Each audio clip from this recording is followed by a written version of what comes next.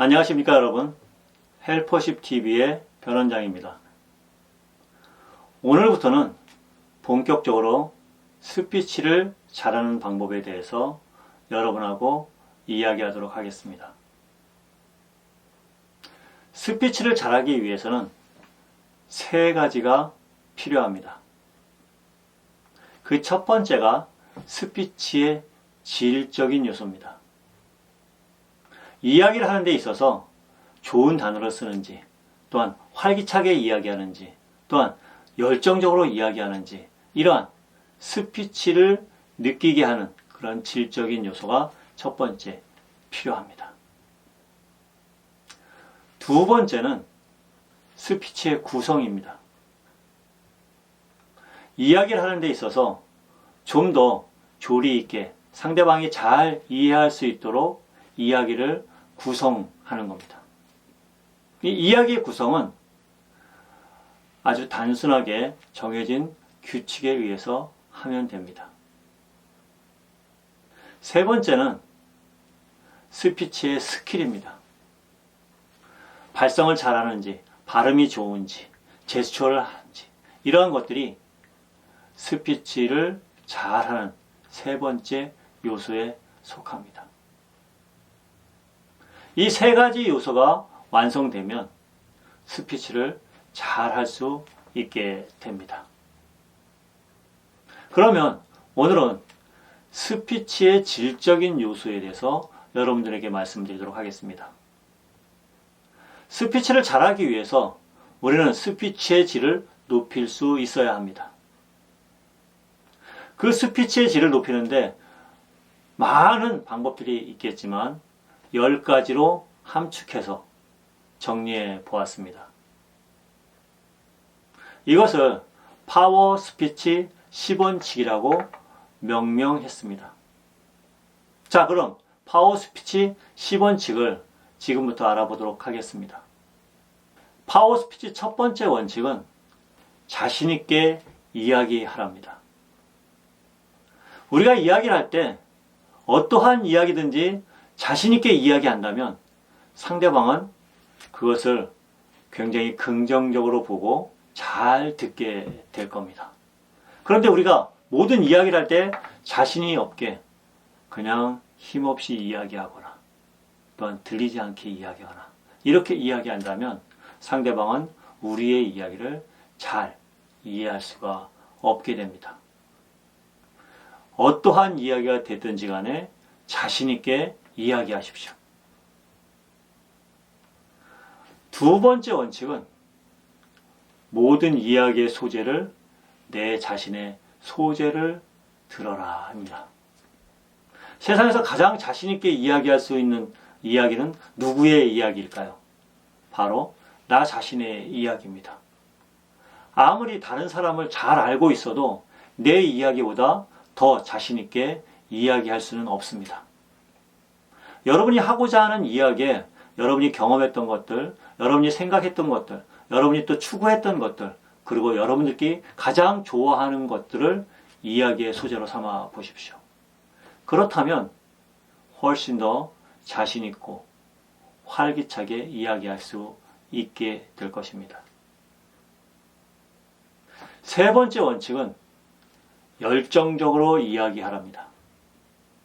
여러분이 이야기할 때 열정적으로 이야기하면 상대방은 그 열정에 더욱더 여러분의 이야기를 잘 이해할 수 있게 됩니다.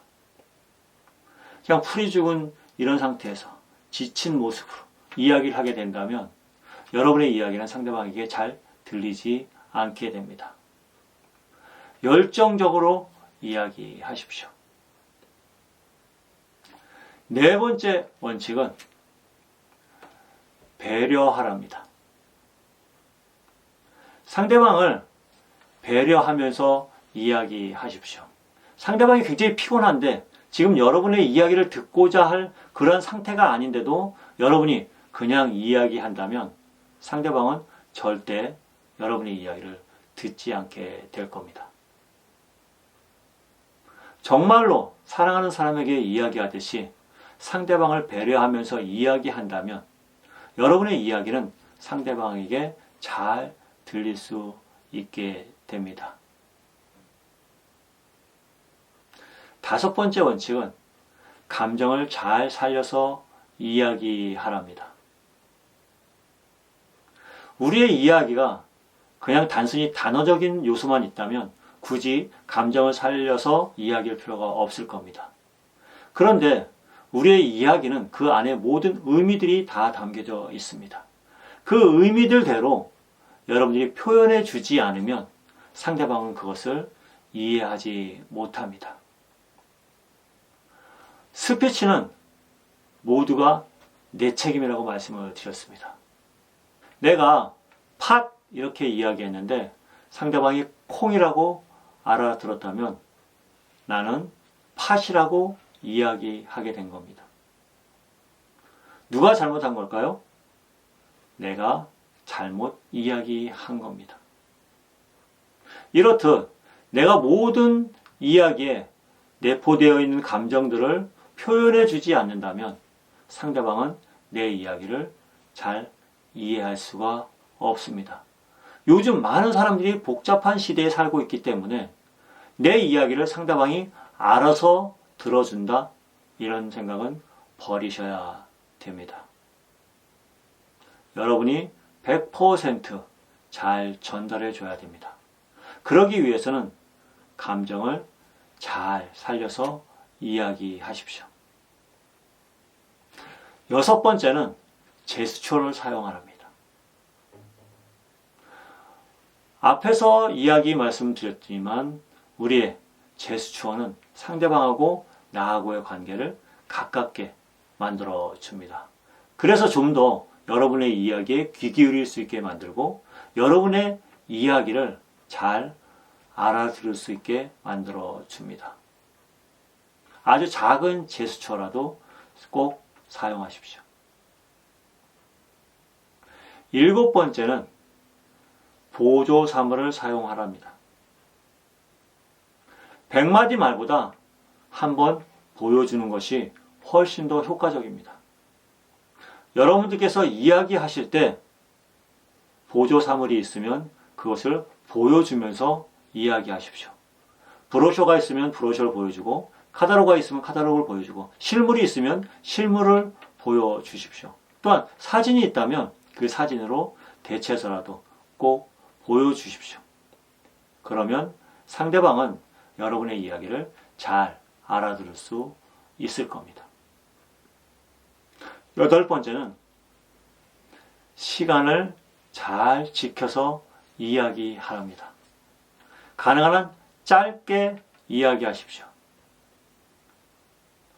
약속된 시간, 정해진 시간에 내 이야기를 맞출 수 없으면 사람들은 굉장히 화가 날 수 있습니다.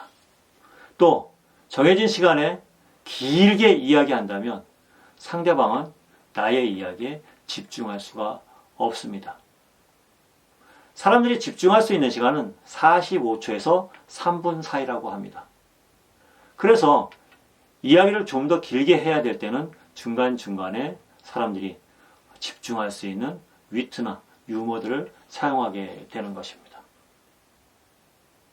여러분이 이야기할 때 조금 더 정해진 시간에 잘 맞추어 이야기하십시오. 가능한 한 짧게 이야기하십시오.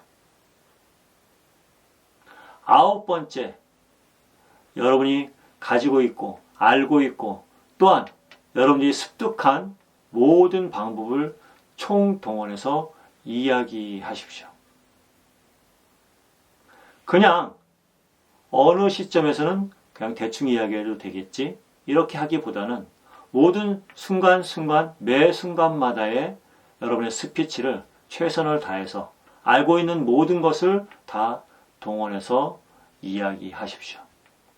그럴 때 여러분들의 스피치가 상대방에게 잘 들리게 됩니다. 마지막 10번째,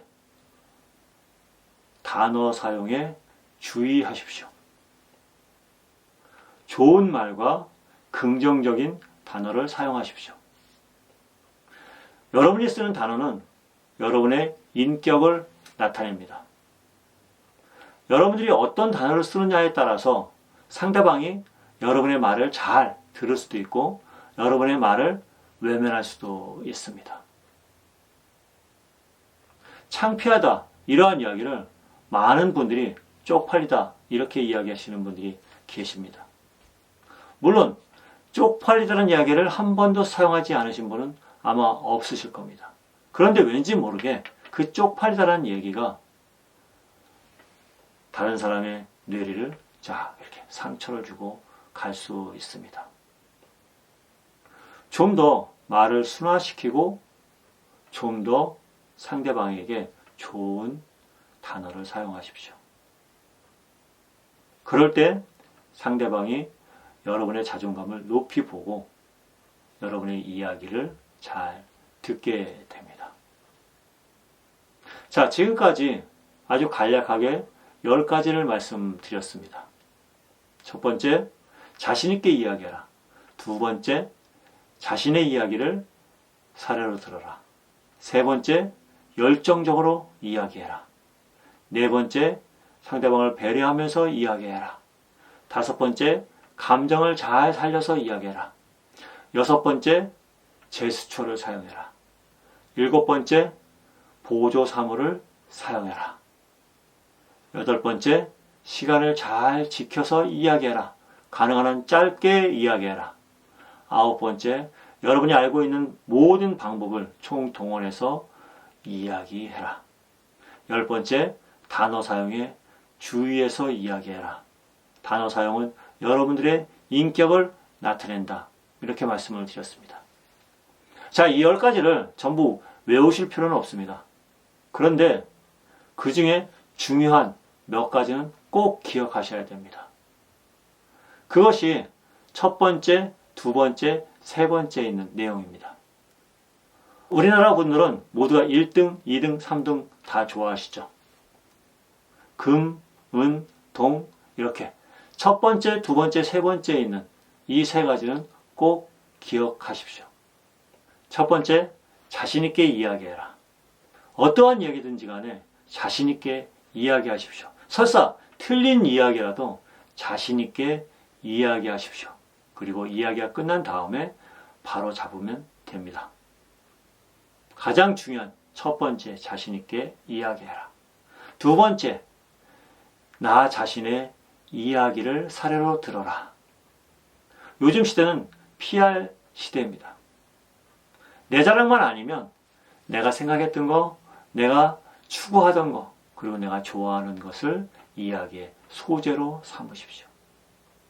세상에서 제일 자신있게 이야기할 수 있는 이야기는 나 자신의 이야기입니다. 세 번째는 열정적으로 이야기하십시오. 여러분이 열정적으로 이야기할 때 상대방은 그대로 받아들일 수 있습니다. 1번, 2번, 3번 꼭 기억하셔야 됩니다. 그런데 또 한 가지가 있습니다. 우리 영화제나 드라마 어워드 같은 데서는 대상을 언제 주게 되나요? 맨 마지막에 주게 되죠. 파워 스피치 10원치 중에 맨 마지막에 있는 이 단어 사용에 주의해라. 이것도 대상만큼 중요합니다. 여러분이 쓰는 단어가 여러분의 인격을 나타낸다고 말씀을 드렸습니다. 좋은 단어, 긍정적인 단어를 씀으로 인해서 여러분의 이야기가 좀 더 풍요롭고 아름다워질 수 있게 만드십시오. 맨 10번째, 단어 사용에 주의해라. 꼭 기억하십시오. 자, 다시 한번 첫 번째, 자신있게 이야기해라. 두 번째, 자신의 이야기를 소재로 들어라. 세 번째, 열정적으로 이야기해라. 그리고 맨 마지막에 단어 사용에 주의해라. 스피치의 질을 향상시키는데 이 네 가지는 꼭 기억하시기 바랍니다. 구독하시면 인생이 맛있어집니다. 다음 시간에는 스피치 형식에 대해서 말씀드리도록 하겠습니다. 감사합니다.